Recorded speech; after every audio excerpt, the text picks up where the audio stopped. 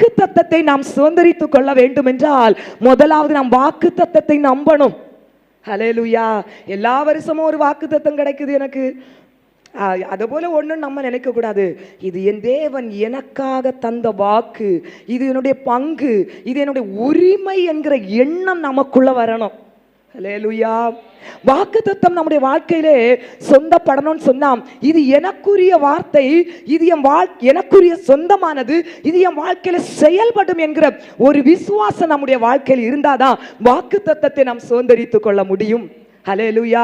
எபிரேயர் 11:33 வேதம் சொல்லுகிறது, விசுவாசித்து பார்த்தீங்கன்னா ராஜ்யத்தை ஜனங்கள் சுதந்தரித்துக் கொண்டார்கள், விசுவாசத்தினாலே சிங்கங்களின் வாய்களை அடைத்தார்கள். ஹல்லேலூயா. நமக்கு தந்த வாக்குத்தத்தத்தை குறித்த ஒரு நம்பிக்கை, விசுவாசம் நமக்குள்ள இருந்தா மட்டும்தான் ஹல்லேலூயா அந்த வாக்குத்தத்தத்தை நம்ம சொந்தப்படுத்த முடியும்.